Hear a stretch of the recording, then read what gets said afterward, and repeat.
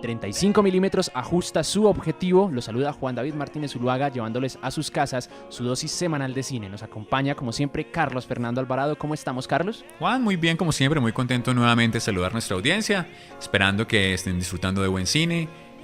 Para los que nos escuchan desde otras latitudes, nosotros transmitimos desde la ciudad de Manizales a través de la emisora UMFM de la Universidad de Manizales. Muy contentos de acompañarlos y obviamente esperando que vean buen cine, que disfruten el cine en todas sus posibilidades. Tenemos salas, tenemos hoy en día plataformas, muchos lugares. Y obviamente esperando que sirva para una buena conversación, para una buena tertulia. Hoy tenemos una película que llevamos esperando desde hace mucho, hablar de ella desde hace mucho. Creo que es una película apoteósica. La última vez que hablamos, incluso comentamos que, bueno, al menos para mí era la película más esperada de 2018.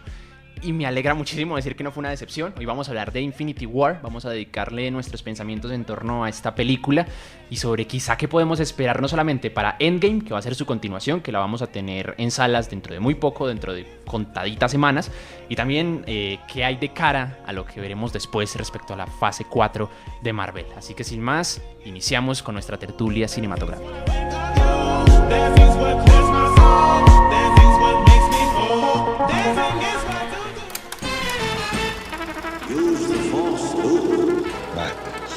This is Sparta! Expecto Patronum! I am gonna kill Bill. What about us? You'll always have Paris. Tell me, do you bleed? With great power comes great responsibility. The name's Bond. James Bond.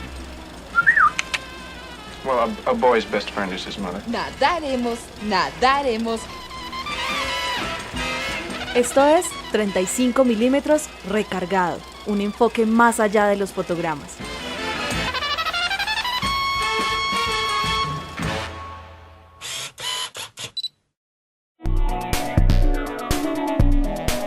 Todo lo que siempre quiso saber sobre cine, pero nunca preguntó. Estos son Ociosidades Cinéfilas.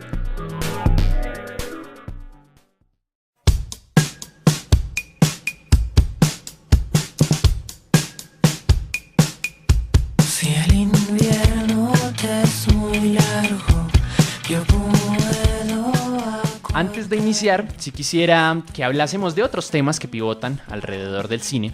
Y es que yo quisiera, Carlos, que hablásemos como de esas plataformas o de esas aplicaciones que nos facilitan la vida como cinéfilos. Al menos esta plataforma a mí me ha cambiado la vida. En su momento, antes de que hiciéramos la pausa de 35 milímetros, yo ya jugaba con la plataforma, ya lo utilizaba muchísimo y creo que hoy en día es de esas aplicaciones que sé que no borro de mi celular por nada del mundo.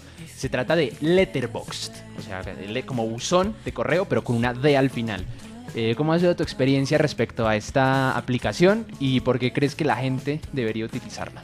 Juan, es una experiencia muy interesante. Digamos pues que yo, a diferencia tuya, no soy tan conectado con los entornos digitales, pero por supuesto digamos que por allí eventualmente transito. Y Letterboxd, que podríamos definirla como una red social para cinéfilos. Tal cual, perfecto.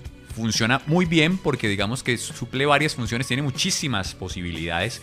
Juan ya les podrá contar más a fondo, yo tengo unas básicas, pero por ejemplo la primera es que es una base de datos cinematográfica profundamente completa, muy bien organizada, muy bien presentada, tanto en información como de carácter visual, de acceso. Tú puedes tener Letterboxd tanto en tu ordenador como en tu celular, en tu dispositivo móvil como aplicación. Entonces necesitas consultar cualquier película de la historia del cine, cualquier, por ejemplo, datos sobre un director, un actor. Ella te va a mostrar de una manera muy intuitiva vinculaciones a toda la producción cinematográfica que estés buscando. Entonces es un lugar de consulta absolutamente fabuloso. Creo yo incluso que más interesante que IMDb, sí. Que es finalmente pues como la base de datos tradicional en la historia del cine. De hecho, quisiera aquí hacer el dato, Letterboxd se apega mucho de la base de datos de IMDb y de ahí saca los pósters, las películas, los datos. Entonces es como casi exportar esa información de un sitio a otro, básicamente. Pero obviamente digamos que lo amplifica porque tiene otras formas de conexión, digamos pues que la presentación es mucho más interesante. Y sumado a eso pues tiene las características de red social. Entonces, por ejemplo, te permite a ti tener a tus amigos conectados a la red, saber qué están viendo, ellos pueden ver qué tú ves, te pueden hacer recomendaciones, etcétera, etcétera. La gente puede hacer comentarios sobre las películas que ve. Exactamente. Y eso es, digamos, de las cosas interesantes. Bueno, y aparte de ser la base de datos, que digamos es la otra función que yo he desarrollado, te permite a ti tener tu propia bitácora, tu propio diario sobre el cine. Yo, por ejemplo, disfruto mucho porque me ha permitido, pues, estoy tratando de ir lentamente cuando tengo tiempo, llenando las películas que he visto en mi vida. Me encantaría, pues obviamente eso creo que es una fantasía imposible para la memoria, pero me encantaría, por ejemplo, todo lo que he visto a lo largo de mi vida que pudiese aparecer allí en una lista. Ahí tengo ya recolectadas las que voy recordando, las que voy encontrando, las que por cualquier navegación me topo. Yo, esta me la vi, las voy agregando, entonces me permite como ese ejercicio de bitácora y de diario. Pero sumado a eso, tú les puedes colocar, por ejemplo, cuáles te han gustado, tú puedes crear listas para que vincules por temáticas, hacer tops, etcétera, etcétera. Yo por lo menos la uso básicamente como base de datos y como bitácora. Y para mí eso ya es una maravilla. Bueno, yo básicamente lo utilizo también para lo mismo que dice Carlos, pero le sumo otra cosa más. Tengamos en cuenta que esta es una red social, volvemos a lo mismo, para realmente amantes del cine. O sea, para los que viven prácticamente pendientes, viéndose una película diaria, dos, lo que sea.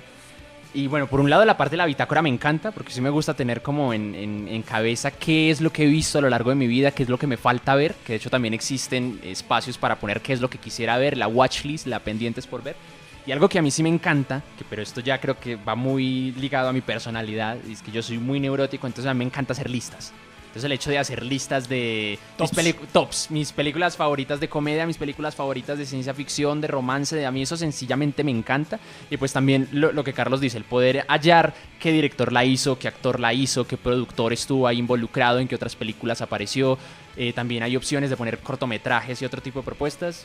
A mí sinceramente me encanta y también quisiera aportar dentro de la conversación que Carlos tiene registradas 1999 películas. ¿Cómo es eso? ¿Cómo hiciste para registrar tanto? Bueno, luego los años, Juan. O sea, primero, pues yo te llevo una buena ventaja en años. Yo tengo 1374. No, antes, si haces la proporción, no tengo tantas. Tú tienes muchas. No, eso es parte de los años y del visionado. Creo que deben ser más. O sea, deben ser muchas más finalmente porque, por ejemplo, hay todo lo que yo vi en los 80s, 90s. No lo tengo muy registrado, sino lo más general. Y ahí está más como lo del 2000, 2010 en adelante. Entonces, pues creo que faltan películas. Pero eso es parte, pues, de la historia de vida y de la cinefilia. Haz la proporción. Llevas 1300. Cuando tengas mi edad, vas a tener perfectamente unas 4000 películas vistas. Pero yo creo que hay una gran diferencia, sobre todo, pues, porque hoy en día es mucho más fácil acceder al cine. A diferencia, pues, de hace unos años donde era o lo que había en salas o lo que hay, pues, en VHS, que tampoco creo que fuera tan fácil de encontrar. Ni tanta cantidad, pero bueno, finalmente uno, pues, con este amor tan profundo que le tiene el séptimo arte, rebuscaba, yo compraba películas, mandaba a encargar, bueno, de muchas maneras. Entonces, pues ahí está como digamos, el testimonio de esa historia alrededor del cine. Y bueno, también ligado a estas plataformas, porque también sabemos que en 35 milímetros nos sigue gente que sigue las series y también sigue los libros. Existen otras plataformas similares como Goodreads, que es también para poner bitácoras de libros leídos, aunque la plataforma no me parece tan bonita, al menos no estéticamente, ni tan intuitiva. Y también TV Time, que en este caso funciona sobre todo para series de televisión y también llevar una bitácora. Y lo que me sorprende de TV Time es que pone o condensa las horas de visionado que uno lleva. Es bien interesante, sí, te da una medida, o sea, suma las horas de las series que tú has visto según vas llenando la bitácora y te da a ti una proporción en tiempo. Entonces, y ayuda a mirar como en qué capítulo vas, que claro, muchas veces uno se pierde. Y te permite decir a ti, porque es bien divertido, diciendo cuántos días, meses o incluso años de tu vida has estado frente a la pantalla viendo series. Yo juntando, por ejemplo, todo lo que he visto en mi vida, llámese series, llámese animación, llámese novelas también, para que lo va a negar, llevo 2 meses, 27 días, con 5 horas. Pero me sorprende porque Carlos tiene, a ver si lo encuentro, a ver si me deja ver aquí. 16 meses, 14 días, 20 horas. Le he dedicado más de un año de mi vida a estar frente a la pantalla. Seguramente es un poquito más, porque yo no voy a actualizar el TV Time. Increíble. Eso lo actualizé hace como un año, ahí tenemos que agregar, yo creo que otro tiempito más. Sí, finalmente es nuestro amor por la imagen en movimiento lo que queda registrado tanto en estas dos aplicaciones, Letterboxd como TV Time.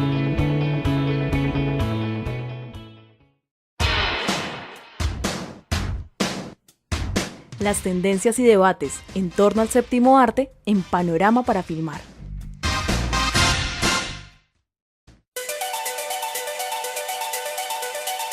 Carlos, ¿qué podemos esperar de la fase 4 del universo cinematográfico de Marvel? ¿Qué nos va a traer este universo con nuevos superhéroes? Y sobre todo, que es algo que me parece importante señalar, con la compra de Fox, la adquisición por parte de Marvel, de esta productora, que significa los derechos de los Cuatro Fantásticos y de los X-Men.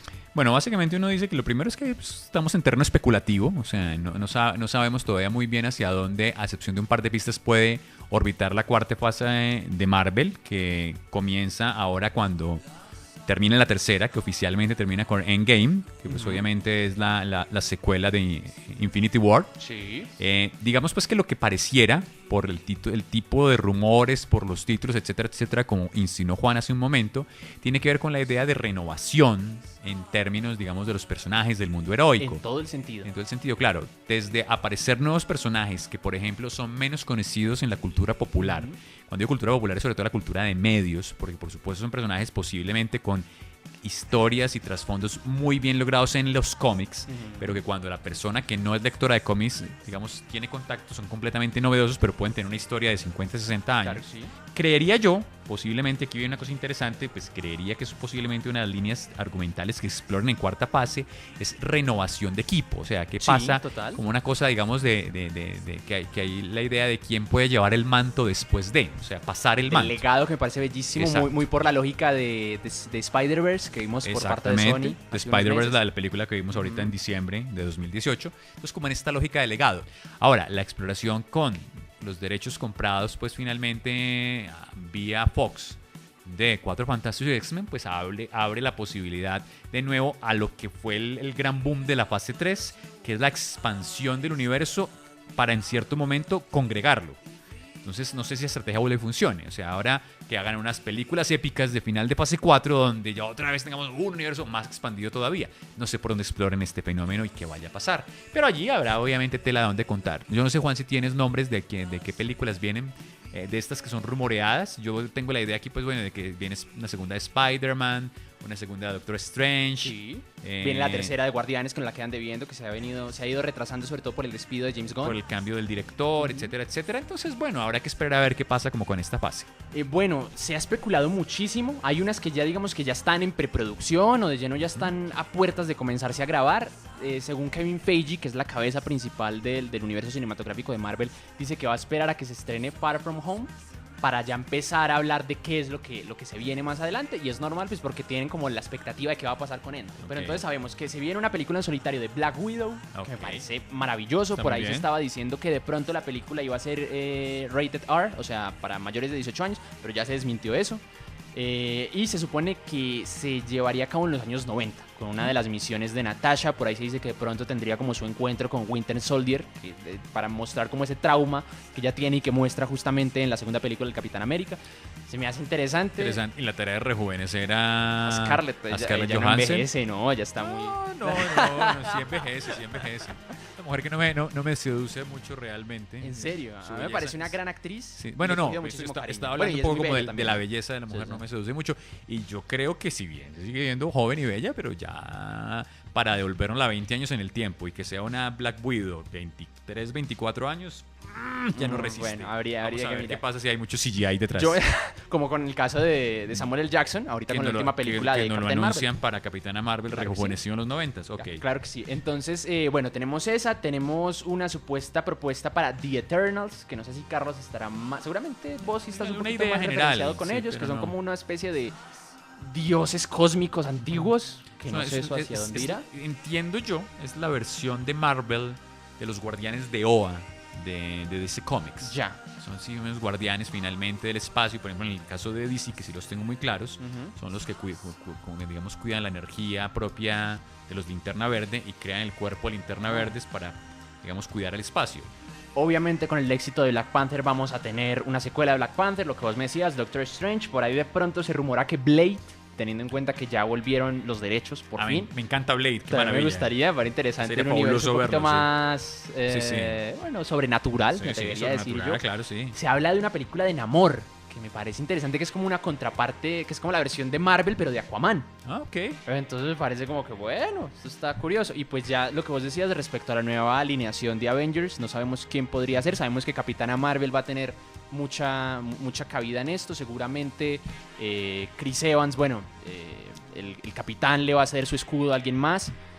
También por ahí nos queda pendiente ver qué hace Shuri, teniendo en cuenta que ella es la hermana de Black Panther. Thor seguramente, no sé, aquí uno ya empieza a especular mucho qué ocurrirá después de Endgame. Y ya antes de pasar a la siguiente sección, yo sí quisiera comentarte, Carlos, o preguntarte cómo crees que van a incluir el asunto de los mutantes y sobre todo de Reed Richards, de Sue Storm, de la Mole, de la Antorcha Humana en este mundo, teniendo en cuenta que Reed Richards siempre se ha considerado como uno de los genios más grandes de su mundo, y pues los mutantes también decir que no, es que ellos siempre estuvieron ahí, es como que bueno, ¿aquí qué pasó? Es bien difícil, Entonces, es bien difícil cuando uno trata de pensar, digamos, en la consistencia un poco del universo mítico que ha creado hasta el momento Marvel Disney. Es decir, o sea, nos han colocado pues, frente a catástrofes cósmicas. Sí. O sea, no nos han puesto, es distinto cuando estamos trabajando en una catástrofe sitiada en una ciudad y puede pasar otra cosa en otra ciudad, pero aquí cuando hemos estado en historias donde el mundo se ha salvado un par de veces, etcétera, etcétera, es bastante difícil pensar personajes de la talla de los Cuatro Fantásticos, que son protectores cósmicos además, que sabemos que uno de sus grandes enemigos es Galactus. Sí. Pues que por ahí medio lo dibujaron en la película de Silver Surfer del 2005, terriblemente, sí, pero ahí que estuvo. lo dibujaron allí, que tiene un calibre parecido al de Thanos, si no más poderoso. Entonces como que es bastante difícil pensar cómo se puedan entrar de una manera orgánica. Una posibilidad, como se han resuelto muchas cosas, es que pues, vengan de un universo paralelo. En este nuestro, en el que conocemos, no existían ni Reed Richards, ni sus acompañantes, ni el profesor Xavier y los mutantes, y que sea algún cruce de universos, pues sería una forma de solucionarlo con cierta, ni siquiera elegancia, descaro, con cierto decoro, pero que tenga consistencia, sí. Porque si de un momento a otro empezamos a ver que aparecen, ¿y qué pasó pues cuando Thanos iba a destruir Sí, esto? claro. ¿Por qué no teníamos a todo el equipo de mutantes? Que es la de gran los duda que Cuatro en este momento Fantásticos? tiene con Capitana Marvel, de por qué Claro. sí es tan poderosa, porque nunca había aparecido. Lo interesante con Marvel es que hay forma de resolverlo y digamos, interesante en los cómics es pues finalmente es una guardiana cósmica, estaba en otra parte, bueno, sí. etcétera, etcétera, y por ahí la cosa. Pero realmente los mutantes y los Cuatro Fantásticos son habitantes terrícolas, pues no, como que estaban en una misión lejana y volvieron, pues no tendría como mucha lógica. Ahora hay que ver qué pasa, qué logran con esto.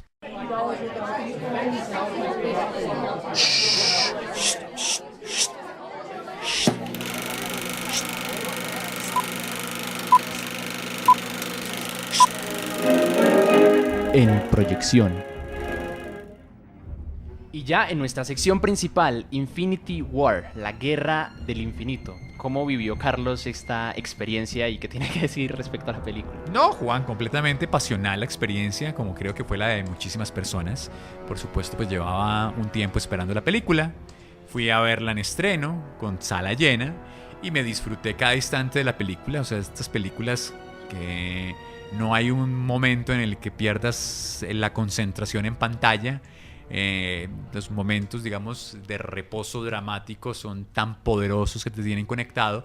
Y pues quiero comenzar diciendo que el placer que creo que despierta a mi niño interior de ver reunidos en un mismo escenario, en una misma pantalla, bueno, pues no todos en el mismo escenario porque no ocurre todos pues en el mismo escenario, pero por lo menos digamos en la misma diégesis, en la misma historia, a un sinfín de personajes. Tanto de la cultura popular, de los amores personales, tejidos a lo largo de 10 años, en un trabajo de carácter mitológico, enfrentado a un villano del calibre de Thanos, pues hombre, eso es un deleite y un goce para el cinéfilo que soy. Entonces nada, disfruté profundamente la película, sufrí con el final, digamos, desgarrador, pues, desgarrador, realmente. sí, con toda la dinámica efectivamente, digamos, propia de la predestinación que uno tiene estructurada dentro de una película, de que al final tienen que haber una salvación de algún tipo para los héroes, Sí. y que termina, digamos, cuando el cierre con un final absolutamente trágico, porque es un final completamente trágico, Sí. que por supuesto ya uno pues repuesto del choque, del golpe, etcétera, etcétera, sale y sabe que algo tiene que pasar después para revertirlo, pero pues que fue absolutamente una experiencia maravillosa, Juan. O sea, la disfruté.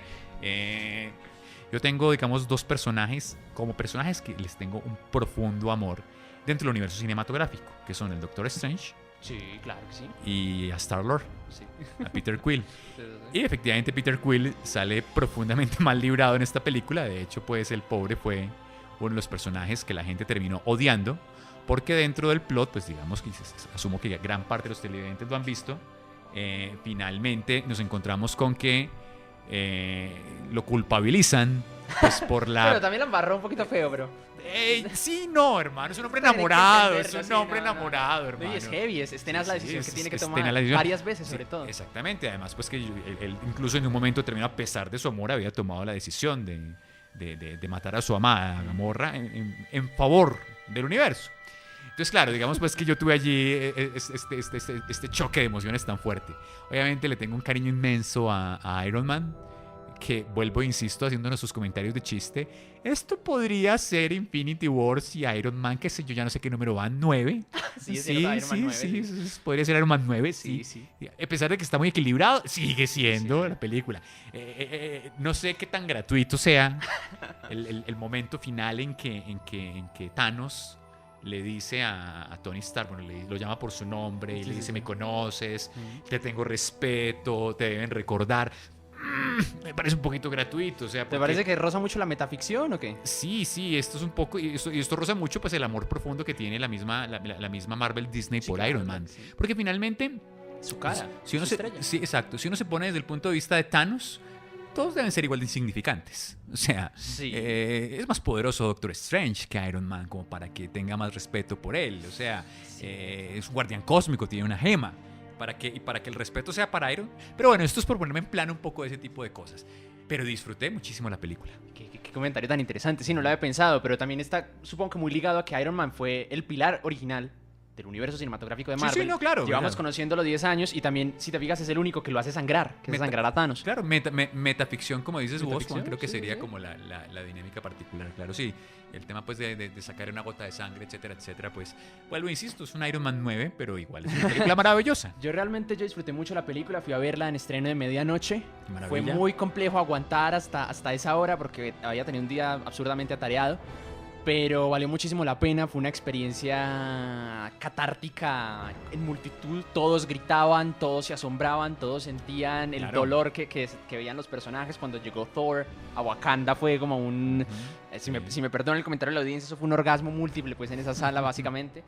Entonces me pareció bastante interesante también con el asunto de las defunciones al final, de pronto porque yo no soy de leer cómics, había especulado mucho también con mis amigos sobre qué era lo que iba a pasar, y realmente yo creía que el snap iba a ser algo muy deporte cataclísmico, ¿no? Algo de Ok. una explosión, algo Sí, sí. por el estilo, no un desvanecimiento. Una forma pequeña. O sea, Sí, no digamos algo que como tan... Estamos esperando Claro, una gran forma allí. Claro, o sea, y nos esto terminan fue entregando... la idea que además ya la habían anunciado varias veces de que con el guantelete, con un solo chasquido se resolvía, y efectivamente se resolvió con un chasquido. Y la solución es, yo creo que demoledora por eso, porque Claro. desde el punto de vista cinematográfico la forma es mínima, simple. La forma se deshace la imagen, desaparece el cuerpo. Y luego esta cosa... También es fuerte, ¿no? Convertir a nuestros claro, héroes en por eso, ceniza. exacto, Es como por eso es que yo creo que lo hizo muy bien, que logra ese golpe tan bien logrado y ese contraste. Y obviamente este momento de una deidad descansando. Dios descansó después de crear el universo y el séptimo día descansó.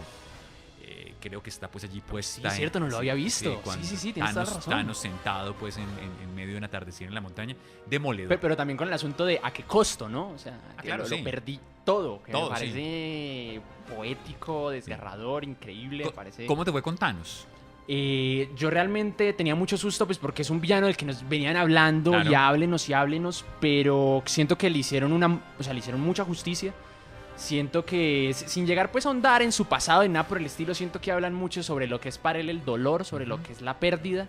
Siento que la película en general habla de eso, de la pérdida, Sí, de la claro. incapacidad que el ser humano tiene para librarse justamente de eso. Vemos el caso pues de Scarlet Witch, Claro, el que límite, le el dicen límite, como sí. tienes que matar a Vision y ella al final no quiere, lo acepta. Y hay una consecuencia Y tras se de eso. repite una y otra vez, sí, dentro de claro, la sí. crueldad.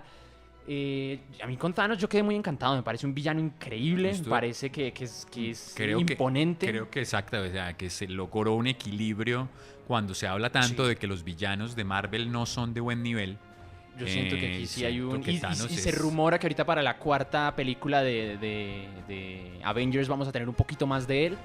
Que me parece también supremamente interesante. Me parece también...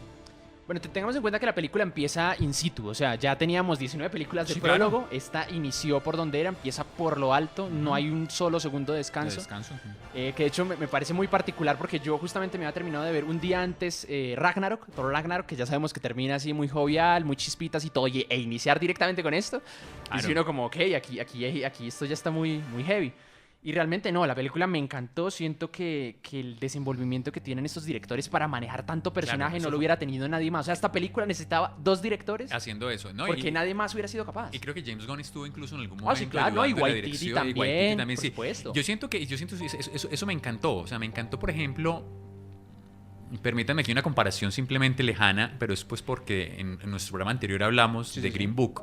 La cosa de encontrar dos personajes de contraste y de cómo construir la fuerza escénica que tienen dos formas que son contraste encontradas. Y aquí hicieron esto en varios momentos. Y solo quiero citar dos que para mí son quizás los más bien logrados en un tono dramático y en un tono de comedia. O sea, mostrando la riqueza genérica de la película. Y es encontrar al Doctor Strange y a Iron Man juntos. O sea, a Tony Stark y al Doctor Strange encontrándose y toda la tensión dramática, trágica alrededor de ellos. Y de poder, porque en cierto sentido cada Claro, uno es sí. su alfa. Y tengamos en cuenta que Doctor Strange lo dibujaron muy similar a Tony Sí, en claro su que sí. respectiva película. Y el mismo contraste entre Thor y Star-Lord, pero ya con tono cómico. Sí, sí, sí. Y con todas las Sí, es cosas. cierto, o sea, sí. esas lógicas, o sea, eso es el momento de sentarse y decir a quiénes encontramos y cómo los encontramos. Yo creo que esto fue Sí, una no, unas brillantez dinámicas geniales. fabulosa.